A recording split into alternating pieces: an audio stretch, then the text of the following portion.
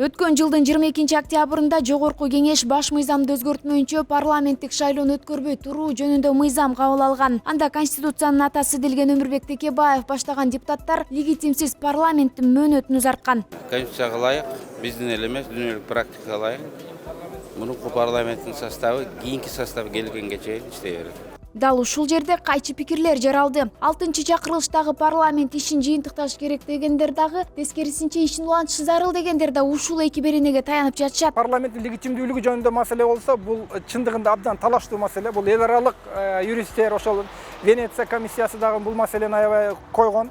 Себеби булардын мындай бир орчундуу маселелерди кабыл алганга эч кандай юридикалык дагы, моралдык дагы укугу жок. Булар жөн гана анча-мынча техникалык иштерди аткарып, жаңы жогорку кеңештин шайланышын күтүп туруш керек эле деген маселе. Бирок азыркы бийлик аны четке какты дагы, жаңы жогорку кеңеш шайланганга чейин эски жогорку кеңеш турат деген талаштуу жобо менен булар ушул парламенттин колу менен президенттик шайлоодо өткөрдү. Бардык нерселерди азыр жасап жатат. Парламенттик шайлоонун жол-жобосу белгилүү болгону менен анын качан өтөөрү аныктала элек. Азыркы чакырылыштын мөөнөтү 2020 жылдын октябрь айынын аягында аяктаган. Коомдук саясий жагдайлардан улам жогорку кеңештин 6-чакырылышынын өмүрү улам узарды. Эгерде парламент колдоп бере турган болсо, мындан ары депутаттар айлыгын албайт. Эгерде депутаттар иштей турган болсо, анда айлыксыз иштейт.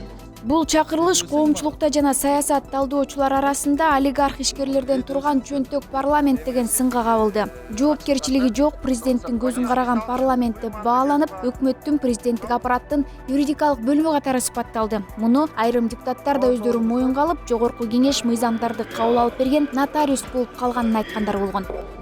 Парламент соттой эле болуп калдык да, как бийликтин нотариус болуп калдык да, ачык элечи. Ушул эле чакырылыш баш мыйзамдын жаңы долбоорун демилгелеп, референдумду дайындоо тууралуу мыйзамды кабыл алган. Эми мыйзамдарды 6 айдын ичинде Конституцияга ылайык келтирүү алдында турат.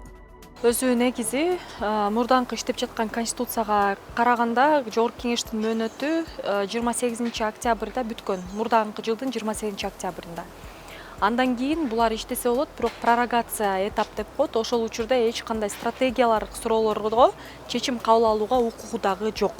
Ошонго карабастан жогорку кеңеш 28 октябрдан кийин мурданкы жылдын конституциялык референдумду баштап жиберишти. Кийин инвентаризацияга тиешелүү көптөгөн стратегиялык суроолорду бүгүнкү күндө кабыл алып атышат да.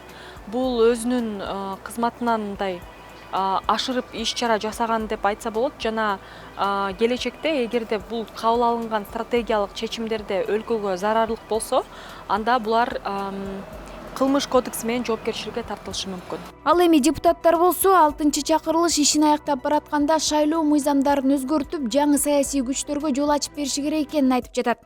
Мындайда биз бүгүнкү ушундай бир тупиктен чыгыш үчүн кээ бир мындай шарттарга барышыбыз керек. Эми кээ бир адамдарга жакпайт. Мен деле жүрөгүмдө мындай жүрөктөн чыккан эгер бир сыр болсо, мен ойлойм парламент мөөнөтү бүттү деп айтам да. Ошол эле мезгилде баягы биз Кыргызстан эли да, биз бир мамлекетпиз.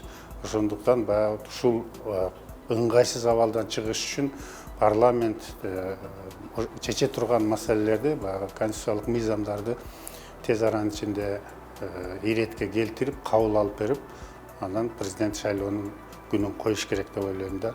Ал эми бүгүн эле таркап кетсин деген кошулбайм. Анда кайсы шайлоо менен, мыйзам менен шайлоо болот. Бул бүгүнкү күндө шайлоо мыйзам болмойнча шайлоо жок нерсе да.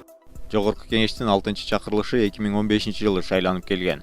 Ошол жылдын 28 октябрында 6-чакырылыштагы парламент алгачкы жыйналышын өткөрүп, конституциялык ыйгарым укуктарын аткарууга киришкен. Конституциянын 70-беренесинин 2-бөлүгүндө жогорку кеңеш пропорциялуу система боюнча 5 жылдык мөөнөткө шайлануучу 120 депутаттан турат деп жазылган.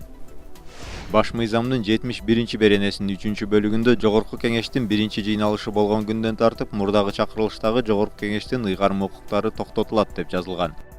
Жалпысынан 6-чакырылыштын депутаттары ишин баштаган 2015 жылдан бери 3 президент, 6 өкмөт башчы менен иштешип, Конституциянын 2 жолу өзгөртүшүнө активдүү катышты.